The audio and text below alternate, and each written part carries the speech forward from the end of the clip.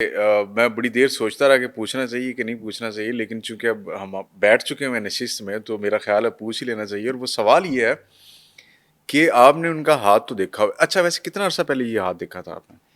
میں نے 8 سپٹمبر 2020 اچھا 2020 میں آرمی چیف بننے سے پہلے کی بات ہے. تب آپ کور کمانڈر گجرانوالے. Corps commander Gujranwala. اچھا تو آپ نے ان کا ہاتھ دیکھا 2020 میں، ابھی چل رہا ہے 2025، 2022 میں وہ تقریباً آرمی چیف بنے یس. اور ابھی 2025 ہو گیا. اور آپ نے دیکھا کہ پاکستان اور بھارت کی جو جنگ ہوئی اس میں جنرل عاصم منیر صاحب کی جو صلاحیتیں تھیں وہ ہمیں نظر آئیں، جس طرح انہوں نے بھارت کو شکست دی بطور آرمی چیف اور سپاہ سالار. اب ان کی پاپولیرٹی کا گراف جہاں تک مجھے سمجھ آئی ہے، میں نے بڑے سارے لوگوں سے پوچھا ہے، وہ یہ کہتے ہیں کہ ان کی پاپولیرٹی کا گراف عمران خان سے بھی اوپر چلا گیا ہے. آپ اس کو کیسے دیکھتے ہیں؟ دو علیحدہ علیحدہ کوشچن ہیں ایک سوال میں. ٹھیک ہے. پہلی تو بات یہ ہے کہ انتہائی محترم سپاہ سالار جناب سید عاصم منیر صاحب کے ہاتھ پر سارے کے سارے ابھار نمایاں اور برین لائن ایکسٹرا آرڈنری ہے. اور اس کے ساتھ خاص طور پر مریخ کے ابھاروں پر بھی گوشت ہے جو اس بات کو ظاہر کرتا ہے کہ وہ لیڈر اور بیباک جرأت کے مالک ہیں.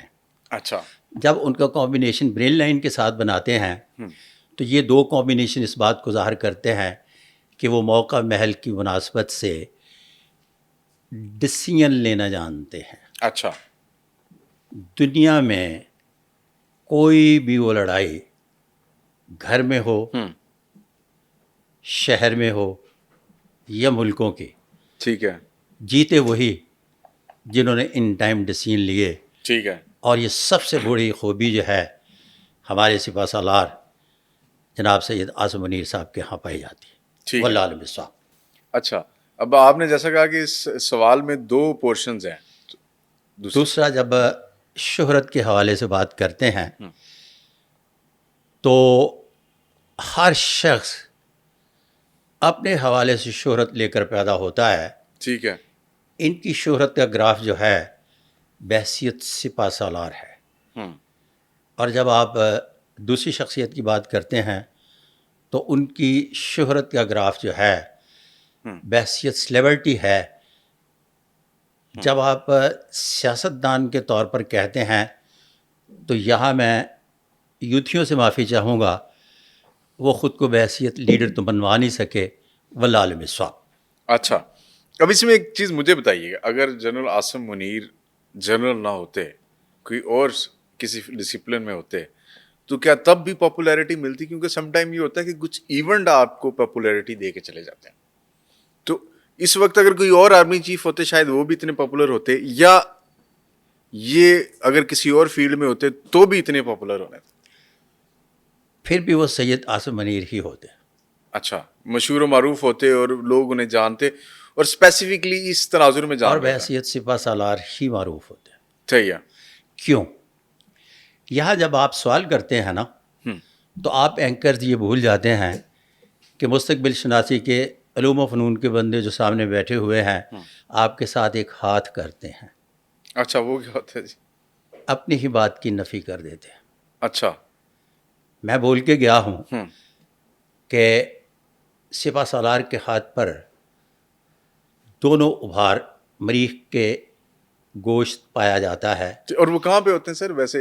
یہ والا اچھا جو ذہنی طور پر طاقتور بناتا ہے، ٹھیک ہے، اور یہ والا میں بھی جو ساتھ ساتھ جسمانی طور پر طاقتور بناتا ہے. اچھا جی ان کا میں ذکر کر کے گیا ہوں. ٹھیک ہے. اگر آپ کے اس سوال کو میں لے لوں اور شہرت کے نتیجے میں یا اور کسی سوال کے نتیجے میں میں اس بات کو اگنور کر دوں تو اس کا مطلب ہے میں سوالوں کے جواب دے رہا ہوں، بات برائے بات کر رہا ہوں، پیش گوئی یا کسی بھی شخصیت کے ہاتھوں کے حوالے سے انالیسز نہیں کر رہا. صحیح ہے. اچھا اب تھوڑا ان کے ہاتھ پہ انالیسز ذرا آپ نے دیکھا ہوا ہے، آپ کو لگتا ہے کہ ان کی مدت جو ڈیو ڈیٹ آف ریٹائرمنٹ ہے وہیں پہ ہونی ہے یا ان کو ایکسٹینشن ملے گی؟ یہ آؤٹ آف کویسچن ہے. اچھا اس لیے کہ نہیں سر یوں نہ کریں, میں بتاتا ہوں, آپ کو پتہ ہے آپ بتانا نہیں چاہتے تو علیحدہ بات ہے, میں لیکن بتاتا کلو تو دینا ہمارے ناظرین کو, ویورز کو, ایسے نہ جانے رہے بتاتا ہوں. سر. یہاں میں اپنے سننے والوں سے بھی معافی چاہوں گا کہ آرمڈ فورسز کے وہ لوگ جو سرونگ ہوتے ہیں ان کی سروس کے بارے میں کوئی بات نہیں کی جاتی. یہاں میں آپ کو ایک چھوٹا سا قصہ سنا دیتا ہوں. سر. جن 4 جرنیلوں کے آپ نے نام لیے ان میں انتہائی محترم جناب جنرل ضیاء الحق صاحب بھی تھے. جی. ان کے ایکسپائر ہو جانے کے بعد اگلے جو آرمی چیف کون تھے؟ اسلم مرزا اسلم بیگ. جی.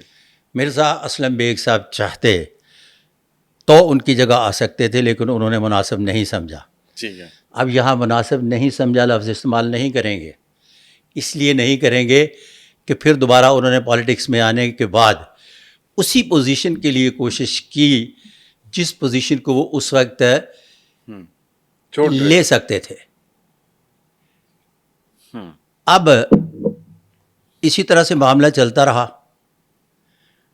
ریاض بٹالوی اللہ جنت نصیب کرے, اچھا, جناب مرزا اسلم بیگ صاحب حیات ہیں, انہوں نے ایک پریس کانفرنس کی الیکشن سے پہلے. اچھا. اپنی پارٹی بنانا چاہ رہے تھے. ٹھیک ہے.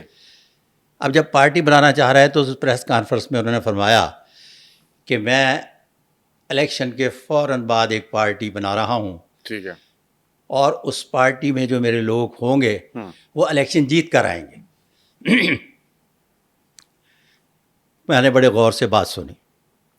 اب قدرتی طور پر یہ تھا کہ جن جن لوگوں کے درمیان ان کی یہ بات ہوئی تھی میں ان کے ہاتھ دیکھ چکا. ٹھیک ہے. اور میں نے جنرل صاحب سے کہا کہ آپ کے سب لوگ ہار جائیں گے. ان کے افسر بکار خاص تھے مصطفیٰ, غلام مصطفیٰ. ٹھیک ہے. اس وقت چونکہ وہ چائے چل رہی تھی, سب پی رہے تھے, تو انہوں نے کہا کہ ملک صاحب کا نمبر لو اور میری بعد میں میٹنگ بھی کروا رہی ہیں. اچھا. میٹنگ میں انہیں بتایا گیا کہ آپ کے لوگ الیکشن ہار جائیں گے. یہ میرا اپنا ہاتھوں کے حوالے سے ذاتی مشاہدہ ہے. ٹھیک ہے. جبکہ آپ صحافیوں نے جو سوالات پوچھے اس میں یہ تھا کہ محترمہ بے نظیر بھٹو الیکشن جیت کر آ رہی ہیں, اور اس الیکشن کے بعد جب آپ پارٹی میں اپنے ممبر لے کر جائیں گے تو کیا آپ صدر پاکستان بننا چاہتے ہیں؟ تو انہوں نے فرمایا کہ اس کا فیصلہ میں بعد میں کروں گا, لیکن میں آپ کو یہ یقین دلواتا ہوں کہ میرے ممبر الیکشن جیت کر آ جائیں گے. تو بہت سارے جو چیزیں ہیں وہ اس طرح سے نہیں ہوتی جس طرح سے ہم سمجھتے ہیں. لہٰذا ایک تقدیر ہے جو کام کر رہی ہے اور ایک وہ ہے جو میں چاہتا ہوں, لیکن ہوتا وہی ہے جو تقدیر میں لکھا ہوتا ہے. واللہ اعلم بالصواب.